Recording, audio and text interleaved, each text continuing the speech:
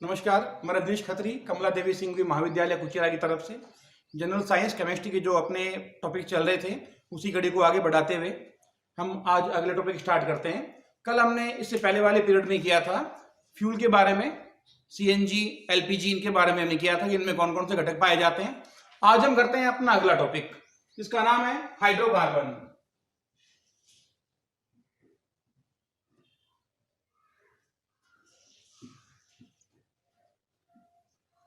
Hydrocarbon या इसको आप कार्बनिक यौगिक ऑर्गेनिक कंपाउंड्स भी कह सकते हो।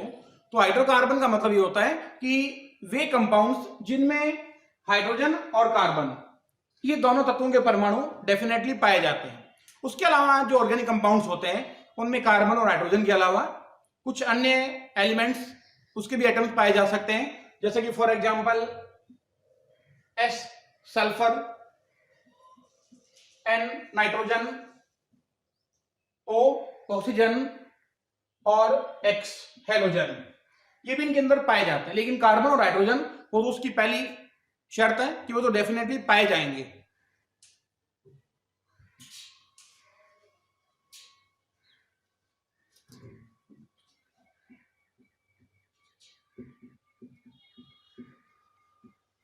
कुछ कंपटीशन एग्जाम्स के अंदर इनका आईपीसी नामकरण पूछा जाता है। और आईपीसी नामकरण जो होता है ये जनरल साइंस के अकॉर्डिंग जो इसमें एग्जाम्पल्स पूछे जाते हैं कंपटीशन एग्जाम्स में, उसमें नॉर्मल एग्जाम्पल आते हैं। वो ज्यादा टिपिकल एग्जाम्पल नहीं आते हैं जो कि 11th-12th बेस के होते हैं, उसके अकॉर्डिंग नहीं आते हैं। नॉर्मल जो एग्जाम्पल है जो कि 9th-10th क्लास के अकॉर्डिंग हम कह सकते हैं वो पूछे जाते हैं। तो उसके बारे में थोड़ा डिस्कशन हमें करना है। सबसे पहले हम करते हैं आईपीसी नामकरण का जो फॉर्मूला होता है जिसके आधार पर आईपीसी नामकरण किया जाता है, वो फॉर्मूला क्या होता है। और वो फॉर्मूला होता है ये पूर्वलगन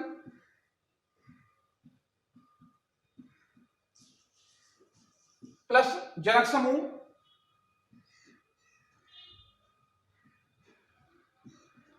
प्लस अनुलगन, यानी कि prefix plus word root plus suffix, यानी कि इन तीनों को इसी सीक्वेंस में आपस में ऐड करना होता है। तो उसके आधार पर उसका आईपीसी नाम किया जाता है। आईपीसी का जो फुल फॉर्म है वो भी आपको पता होना चाहिए, और वो है international union of pure and applied chemistry. और इसका जो मुख्यालय है, जो हेड ऑफिस है, वो जेनेवा में है, जो कि स्विट्जरलैंड का एक शहर होता है, उसमें इसका हेड ऑफिस वो स्थापित किया हुआ है। तो उसके द्वारा जो विधियां दी गई है उसका हम अध्ययन करते हैं आईपीसी नामकरण में।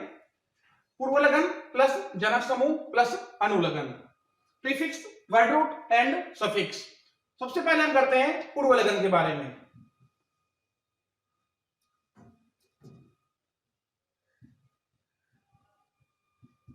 पूर्वलगन जो किया जाता है ये किया जाता है ऑर्गेनिक कंपाउंड्स में पाए जाने वाले प्रतिस्थापी समूहों का, सब्स्टिट्यूएंट्स का, उनका नाम किया जाता है पूर्वलगन में। और ये कौन कौन से हो सकते हैं ये आप देखें। ये हो सकते हैं सिंगल बॉन्ड एक्स। अब एक्स जो सिंबल होता है वो होता है हेलोजन का, और इनका जो नाम पूर्वलगन में किया जाता है वो किया जाता है halo. For example single bond F यानी कि fluoro, single bond Cl chloro, single bond Br bromo and single bond I iodo. Fluorine, chlorine, bromine और आयोडीन ये हेलोजन होते हैं, और इनका नाम किया जाता है पूर्वलगन में फ्लोरो, क्लोरो, ब्रोमो और आयोडो। उसके अलावा जैसे कुछ और भी एग्जांपल है, NO सिंगल बॉन्ड NO, इस ग्रुप का नाम होता है नाइट्रोसो। सिंगल बॉन्ड NO2, इसका नाम होता है नाइट्रो। उसके अलावा इसमें कुछ कार्बनिक जो ग्रुप होते हैं जिन्हें कहते हैं एल्किल समूह, सिंगल बॉन्ड R, ये होते हैं एल्किल समूह।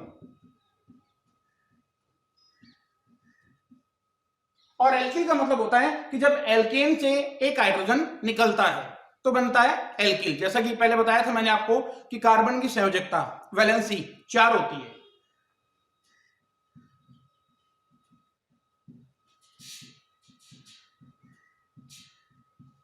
ये एक बहुत ही कॉमन बात है कि कार्बन की वैलेंसी संयोजकता 4 होती है। वैलेंसी क्या होती है? संयोजकता। वैलेंसी होती है कि कोई भी किसी भी तत्व का परमाणु अन्य तत्वों के परमाणुओं के साथ में टोटल कितने बॉन्ड बनाता है, कितने coordination bond, sorry covalent bond बनाता है, वो कहलाती है उसकी वैलेंसी संयोजकता। या आप ये भी कह सकते हो कि किसी परमाणु के बाहरी कोश में यानी कि आउटर शेल में पाए जाने वाले अनपेयर्ड इलेक्ट्रॉन की संख्या, अयुग्मित इलेक्ट्रॉनों की संख्या, वो कहलाती है उसकी संयोजकता। तो जो कार्बन है इसके बाहरी कोश में टोटल 4 अनपेयर्ड इलेक्ट्रॉन, अयुग्मित इलेक्ट्रॉन पाए जाते हैं। तो ये अन्य तत्वों के परमाणुओं के साथ में टोटल 4 कोवेलेंट यानी कि सहसंयोजित बंध बनाता है। फॉर एग्जांपल इस प्रकार से आप देख सकते हैं। तो जब ये अन्य परमाणुओं के साथ में ओवरलैपिंग करेगा तो ये टोटल 4 सहसंयोजित बंध, कोवेलेंट बॉन्ड बनाएगा। इस कारण से कहा जाता है कि कार्बन की संयोजकता 4 होती है। अब ये जो चारों बॉन्ड है, जरूरी नहीं कि चारों सिंगल बॉन्ड हो, जैसे कि हमने यहाँ पे रिप्रेजेंट किया है सिंगल बॉन्ड के अकॉर्डिंग। ये डबल बॉन्ड भी हो सकता है यहाँ पे ट्रिपल बॉन्ड भी हो सकता है। यानी कि संयोजकता जो कार्बन की है वो 4 होती है। जैसे कि फॉर एग्जांपल CH4 मेथेन। तो मेथेन में आप देखें 4 कार्बन हाइड्रोजन बॉन्ड पाए जाते हैं, यानी कि चारों सिंगल बॉन्ड यहां पर पाए जाते हैं। उसी प्रकार से कार्बन डाइऑक्साइड, इसकी स्ट्रक्चर इस प्रकार से होती है। अब इसमें क्या है, इसमें 2 डबल बॉन्ड है, यानी जो चारों संयोजकताएं हैं ये 2 डबल बॉन्ड के द्वारा पूरी हो रही है। उसी प्रकार से अगला example HCN, hydrogen cyanide, structure इस प्रकार से होती है इसकी। अब इसमें आप देखें, इसमें कार्बन की जो 4 वैलेंसी है उसमें से एक तो पूरी हो रही है हाइड्रोजन के द्वारा यानी कि सिंगल बॉन्ड के द्वारा, और 3 पूरी हो रही है नाइट्रोजन के द्वारा यानी कि ट्रिपल बॉन्ड के द्वारा। तो जो कार्बन की चारों वैलेंसी है ये सिंगल बॉन्ड, डबल बॉन्ड या ट्रिपल बॉन्ड किसी प्रकार से भी सेटिस्फाइड की जा सकती है।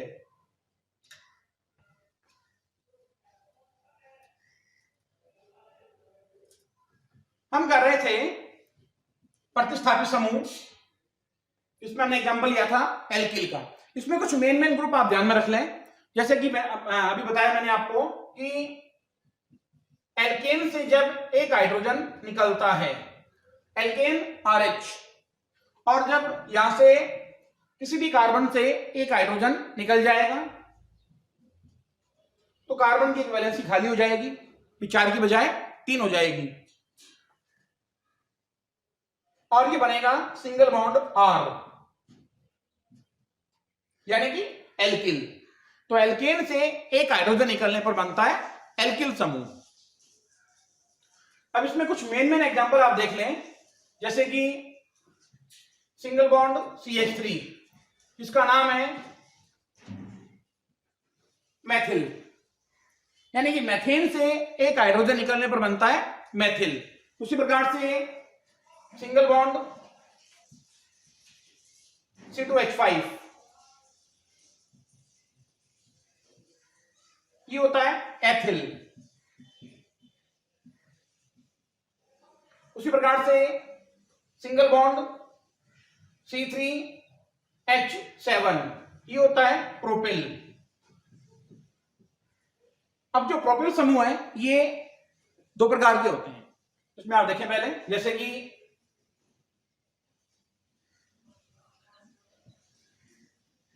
एक तो होता है ये जिसमें प्रोपेन में जो इसमें टर्मिनल कार्बन है उसके द्वारा, यानी कि सिरे वाला कार्बन, उसके द्वारा हाइड्रोजन निकला हुआ है यहां से या फिर यहां से, एक ही बात है। तो ये होता है ग्रुप जिसका नाम है एन प्रोपेन। और जब प्रोपेन में इंटरनल कार्बन से हाइड्रोजन निकले यानी कि बीच वाले कार्बन से, तो ग्रुप बनेगा ये।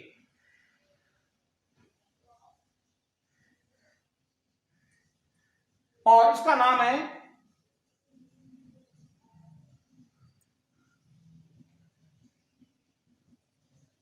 आइसोप्रोपिल। इसी बात को थोड़ा सा सरल तरीके से भी आप एक बार समझ लीजिए, जैसे कि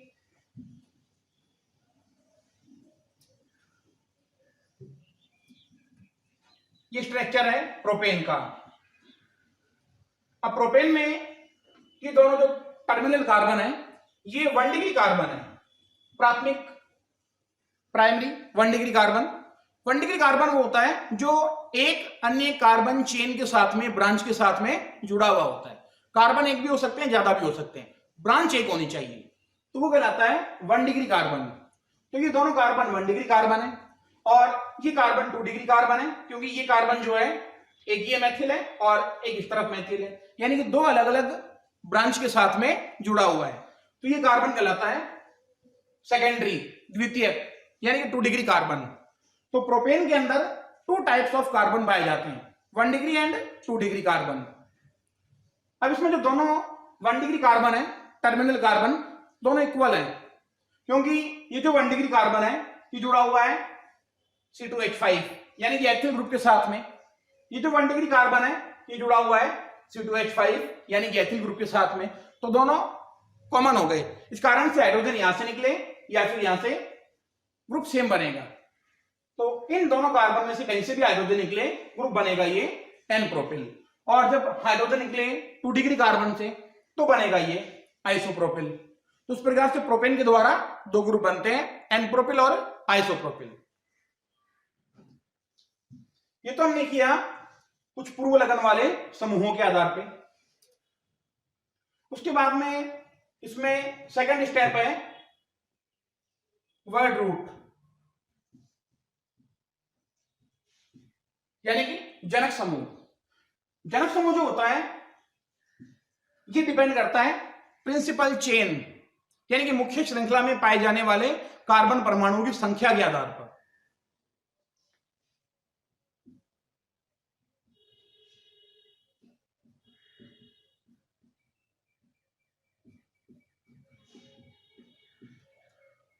और मुख्य श्रृंखला यानी कि प्रिंसिपल चेन क्या होती है? ये होती है कि जिन कार्बन परमाणुओं पे हम नंबरिंग क्रमांकन कर पाते हैं वो कार्बन आते हैं प्रिंसिपल चेन के अंदर, तो उनमें पाए जाने वाले कार्बन परमाणुओं की संख्या के आधार पे। अब ये आवश्यक नहीं कि किसी कंपाउंड में कार्बन परमाणु जितने पाए जाएं उन सभी पे नंबरिंग हो जाए। इस कारण से जितने कार्बन पे नंबरिंग पॉसिबल होती है वो होती है मेन ब्रांच, प्रिंसिपल चेन। तो प्रिंसिपल चेन में कितने कार्बन पाए जाते हैं उसके आधार पे उसका जो जनक समूह है वो लिखा जाता है। जैसे कि फॉर एग्जांपल कार्बन 1 है तो जनक समूह कहलाता है मेथ। कार्बन 2 है एथ। मेन ब्रांच में 3 कार्बन होने पर प्रॉप, 4 होने पर ब्यूट, 5 होने पर पेंट, 6 होने पर हेक्स, 7 होने पर हेप्ट, 8 होने पर ऑक्ट, 9 होने पर नॉन, कार्बन 10 होने पर उसका जनक समूह होता है डेक। तो जनरल साइंस के आधार पे इतना काफी है, हालांकि नंबर तो आगे तक होते हैं, जैसे कि 11 होने पर होता है एंडेक, 12 होने पर डोडेक, 13 होने पर ट्राइडेक, उसी प्रकार से आगे इनके और भी नाम किए जाते हैं, लेकिन उतना जनरल साइंस के अकॉर्डिंग आपको आवश्यकता नहीं पड़ती है। ये एक कार्बन से लेकर के 10 कार्बन तक जो उनके जनक समूह है वो इस प्रकार से लिखे जाएंगे: meth, eth, prop, but, pent, hex, hept, oct, non और डेक।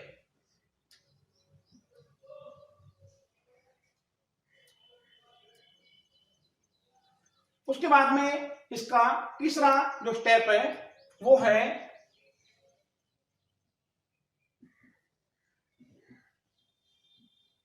अनुलग्न, यानी कि सफिक्स। अब जो अनुलग्न है वो 2 प्रकार के होते हैं। पहला होता है प्राथमिक अनुलग्न।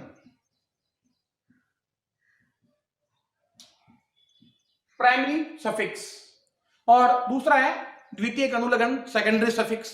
पहले हम करते हैं प्राथमिक अनुलग्न के बारे में।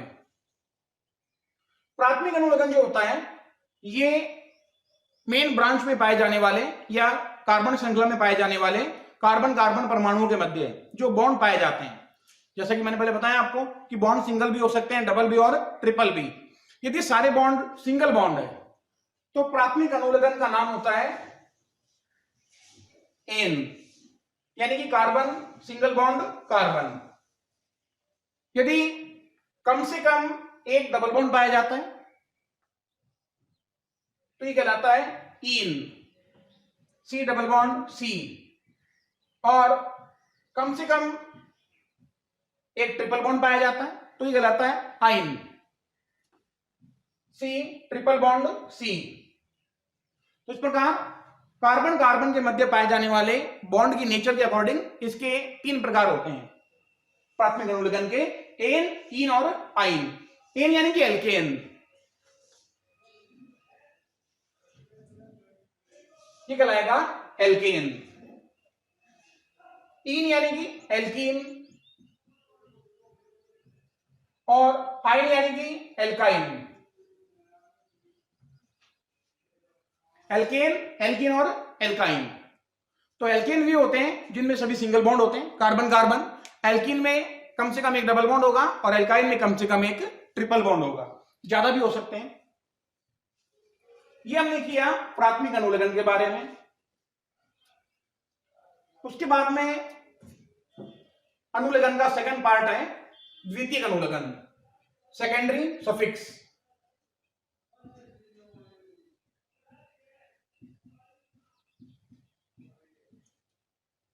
और यह किया जाता है कंपाउंड में पाए जाने वाले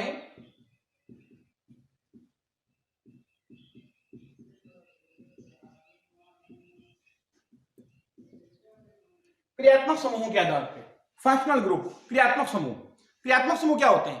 क्रियात्मक समूह वे ग्रुप होते हैं जिसके द्वारा उस कंपाउंड के फिजिकल एंड केमिकल प्रॉपर्टीज का निर्धारण होता है, वो कहलाते हैं क्रियात्मक समूह। अब जनरल साइंस के अकॉर्डिंग देखा जाए तो क्रियात्मक समूह जो है वो सारे उसमें पढ़ने की आवश्यकता नहीं है। जो मेन जो उसमें क्रियात्मक समूह उसके बारे में हम कर लेते हैं, जैसे कि फॉर एग्जांपल इसका सिंबल है कार्बोक्सिलिक समूह का,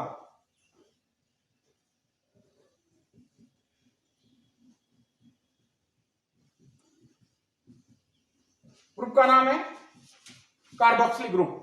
इसका सिंबल होता है सिंगल बॉन्ड COOH। अब जो क्रियात्मक समूह जो होते हैं उनके नाम अनुलग्न में भी आते हैं और पूर्वलग्न में भी आते हैं, यानी कि प्रत्येक क्रियात्मक समूह का नाम पूर्वलग्न में भी आ सकता है और अनुलग्न में भी आ सकता है। वो डिपेंड करेगा कि किसकी प्रायोरिटी ज्यादा है। फॉर एग्जांपल मान लीजिए एक ही चेन के अंदर क्रियात्मक समूह अलग अलग प्रकार के पाए जाते हैं, कम से कम 2 अलग अलग प्रकार के पाए जाते हैं, तो उनमें जिसकी प्रायोरिटी ज्यादा होगी उसका तो नाम आएगा सफिक्स में यानी कि अनुलग्न में, और जिसकी प्रायोरिटी कम होगी उसका नाम आएगा प्रीफिक्स में यानी कि पूर्वलग्न में। तो कार्बोक्सिलिक समूह का जो पूर्वलग्न होता है वो होता है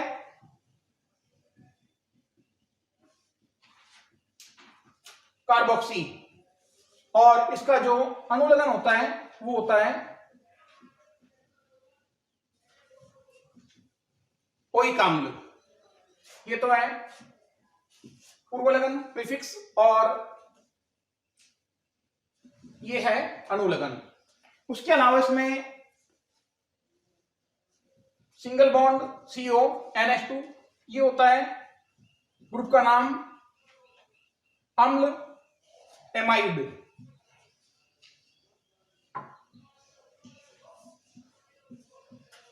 अम्ल एमाइड, इसका जो पूर्वलग्न होता है प्रीफिक्स वो होता है एमाइड का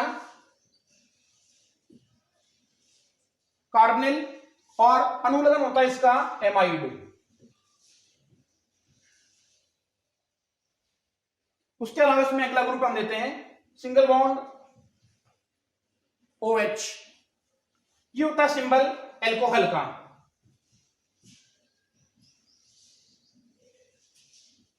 और एल्कोहल का जो पूर्व लगन होता है, एल्कोहल का जो पूर्व लगन होता है प्रीफिक्स, वो होता है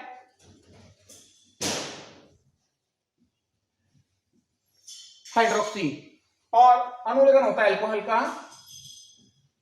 ऑल। उसके बाद में अगला ग्रुप हम लेते हैं सिंगल बॉन्ड CHO। ये होता है ग्रुप जिसका नाम है एल्डिहाइड। इसका होता है पूर्व लगन ऑक्सो, और एक और भी होता है, और वो होता है फॉर्मेल। इसके दो पूर्व लगन होते हैं जिसका इस्तेमाल अलग अलग तरीके से किया जाता है, उसके बारे में डिस्कशन बाद में करेंगे, ऑक्सो एंड फॉर्मेल। और इसका अनुलगन होता है एल्डिहाइड का एल। उसके बाद में अगला ग्रुप है CO। ये होता है ग्रुप जिसका नाम है कीटोन। इसका होता है पूर्व लगन ऑक्सो, और इसका होता है अनुलगन ऑन। उसके बाद में अगला ग्रुप हम लेते हैं सिंगल बॉन्ड COOR।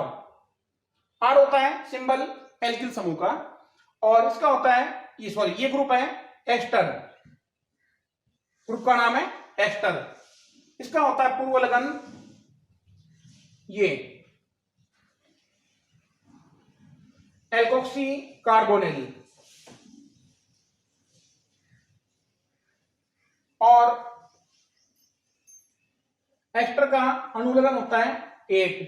तो जनरल साइंस के अकॉर्डिंग देखा जाए तो ये क्रियात्मक समूह हमारे लिए पर्याप्त है। बाकी क्रियात्मक समूह तो और भी बहुत होते हैं, जिसका अध्ययन जनरल साइंस के अकॉर्डिंग करना ज्यादा आवश्यक नहीं है। जनरल साइंस के प्रश्न में इनमें से जो क्रियात्मक समूह है उनमें से प्रश्न आपसे पूछा जा सकता है। इसके बारे में एक बार दोबारा हम रिपीट करते हैं। पहला ग्रुप लिया हमने कार्बोक्सिलिक सिंगल बॉन्ड COOH। इसका पूर्व लगन है कार्बोक्सी, अनुलगन है ओइक अम्ल। दूसरा लिया हमने सिंगल बॉन्ड CONH2 एमाइड यानी कि अम्ल एमाइड, पूर्व लगन है कार्बोनिल, अनुलगन है एमाइड। थर्ड हमने लिया एल्कोहल सिंगल बॉन्ड OH, पूर्व लगन है हाइड्रोक्सी, अनुलगन है ऑल। नेक्स्ट लिया था हमने एल्डिहाइड सिंगल बॉन्ड CHO, पूर्व लगन ऑक्सो एंड फॉर्मिल, अनुलगन एल। नेक्स्ट लिया था हमने कीटोन, इसका सिंबल ये होता है, पूर्व लगन है ऑक्सो, अनुलगन है ऑन। नेक्स्ट लिया था हमने एस्टर सिंगल बॉन्ड COOR, पूर्व लगन है एल्कोक्सी कार्बोनिल, अनुलगन होता है एस्टर का 8। तो ये हमने कुछ मेन क्रियात्मक समूह के बारे में किया। तो जो हमने शुरू में फॉर्मूला बताया था आपको IUPAC नामकरण करने का, पूर्व लगन प्लस जनक समूह प्लस अनुलगन, ये उसके बारे में डिस्कशन किया हमने। अब हम अपनी अगली क्लास में शुरू करेंगे IUPAC नामकरण एल्केन, एल्कीन और एल्काइन का। इसके बाद हम मिलते हैं अपनी अगली क्लास में। नमस्कार।